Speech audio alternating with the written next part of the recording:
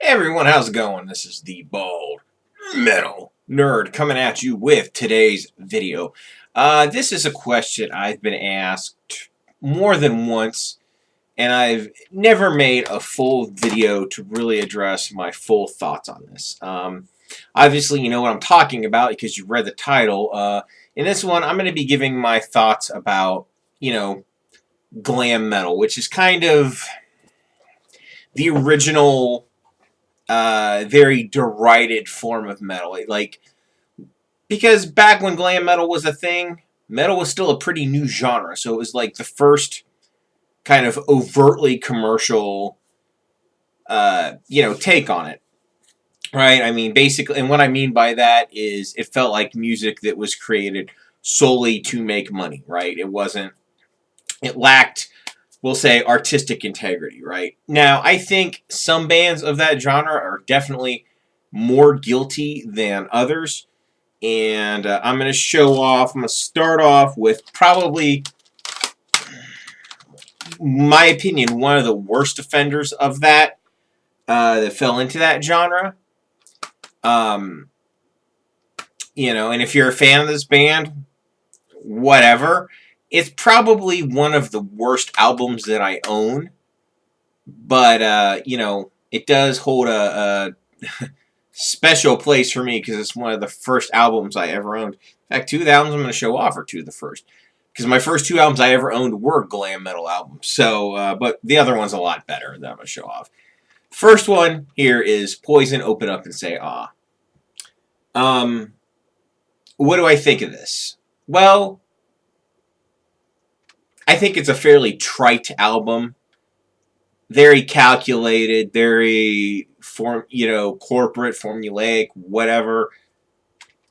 For the time, is that album all of those things? Yes, it absolutely is.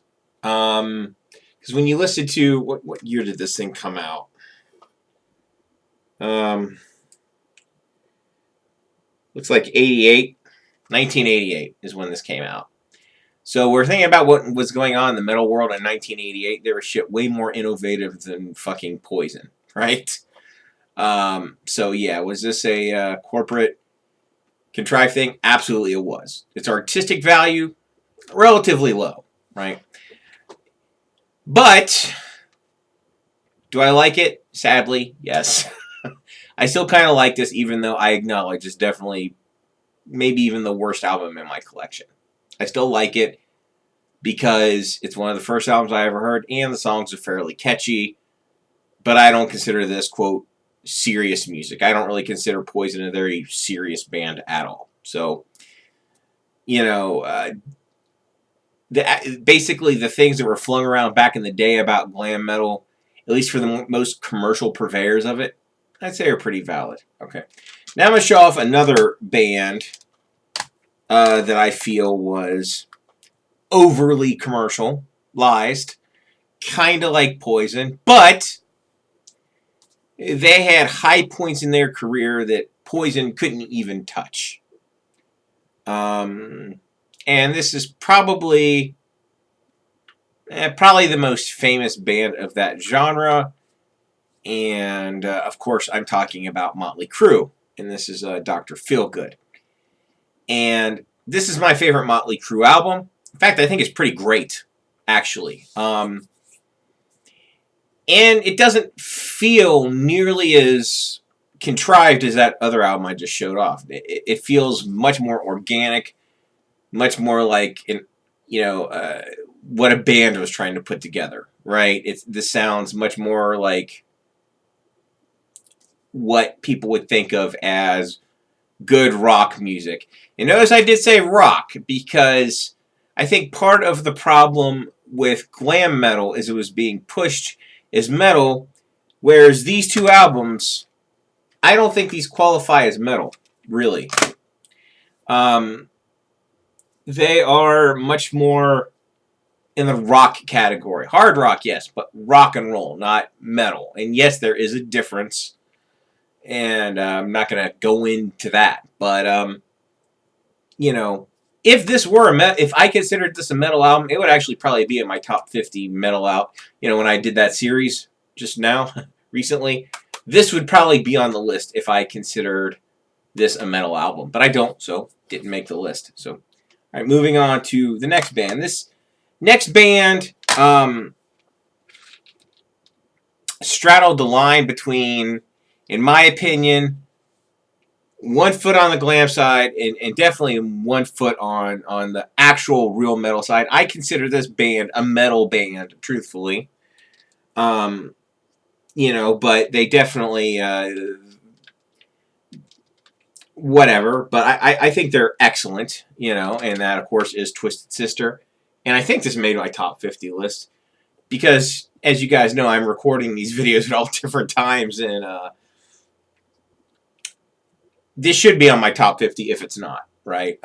This is obviously Stay Hungry by Twisted Sister, and I think it's an absolutely fantastic album, and I think they have enough credibility to be actually considered metal, you know, sound-wise. I'm not just talking personality. I mean, their music actually sounds like heavy metal. So,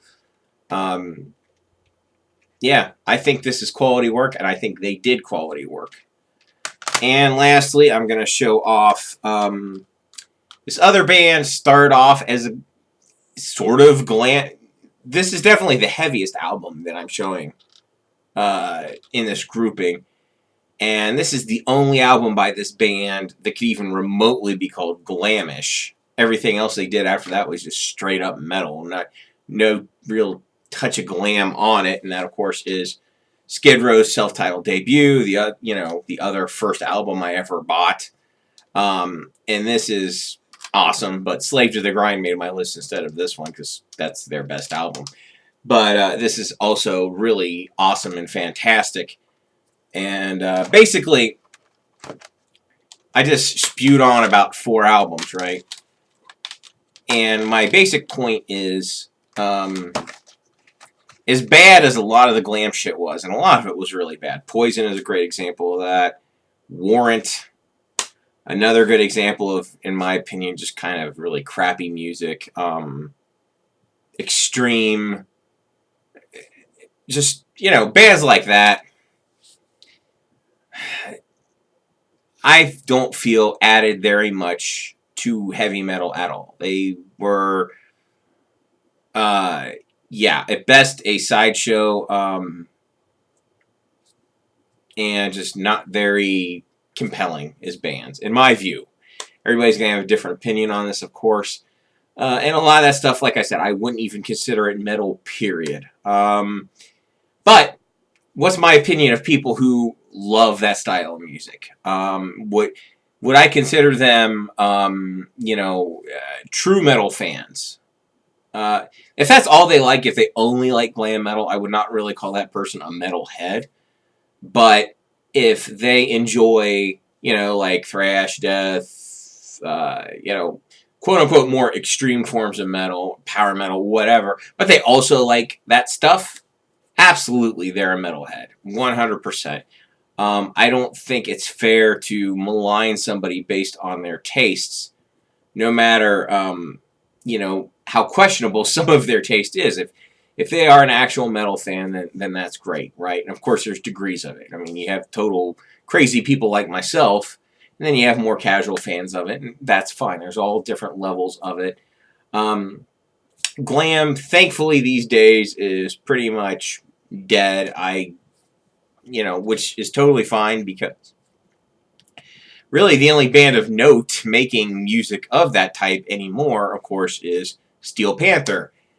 And frankly, they are absolutely, in my opinion, fantastic. I love their sense of humor. They're absolutely hilarious, and they have awesome musical chops. So, top notch. And if glam metal deserves to exist, it definitely deserves to exist as Steel Panther. But yeah, that's pretty much it. So let me know in the comments below what you think about glam metal. If you liked it, didn't like it. If you thought people who liked it back in the day were posers or whatever you feel like throwing down there. That's pretty much it for me. As always, if you like this crap, thumbs up. Thank you so much for watching. As always, live long and prosper. keep on rocking.